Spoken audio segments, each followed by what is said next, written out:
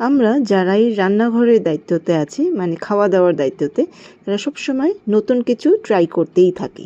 আর সেই খাবারটা সুস্বাদুও হতে হবে, আবার হেলদিও হতে হবে, তাই না? সকালবেলায় সোক করে রেখেছিলাম বড় সাবুদানা। সেটাকে জল ঝরিয়ে ভেজিসগুলোকে কেটে রেডি করে রেখেছি।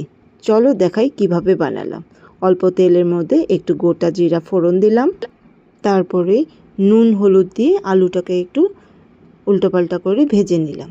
এখানে বাদামও অ্যাড করা যায়, কারি পাতা অ্যাড করা যায়। আমার কাছে তাড়াহুড়ো করে যা যা সম্ভব হয়েছে হাতের কাছে নিয়েই আমি রান্নাটা বসিয়ে দিয়েছিলাম। যেদিন যেদিন আমরা উপোস করি সেই দিনও কিন্তু এই সাবুদানার খিচুড়িটা খাওয়া যায়। আমি তো এটা বানিয়েছিলাম গতকাল, তাই আমি পেঁয়াজ অ্যাড করেছিলাম। আজকে মঙ্গলবারে বানালে কিন্তু আমি পেঁয়াজ অ্যাড করতে পারতাম না, তো এটা স্কিপ করলেও কোনো ব্যাপার নেই। তারপরে একটু লঙ্কা চিড়ে একটু নেড়ে চেড়ে নিলাম। যেই রেডি হয়ে গেল একটু চিনি অ্যাড করলাম, তারপরেই যে সোক করা সাবুদানাটাও অ্যাড করে দিলাম। উল্টিয়ে পাল্টিয়ে সুন্দর করে মিক্স করে দিলাম। যারা একটু লুজ লুজ খেতে চাইছো, মানে ঝোল ঝোল খেতে চাইছো, তারা এটার মধ্যে জল অ্যাড করে দেবে পরিমাণ মতো তোমাদের। আমাদের বাড়িতে আবার ঝোল ঝোল বেশি পছন্দ করে না, তাই আমি একটু ড্রাই ড্রাই রাখলাম। আমাদের কাদের কাদের এরকম সাবুদানা খিচুড়ি পছন্দ, প্লিজ কমেন্টস করে জানিও। এখন আসি, বাই।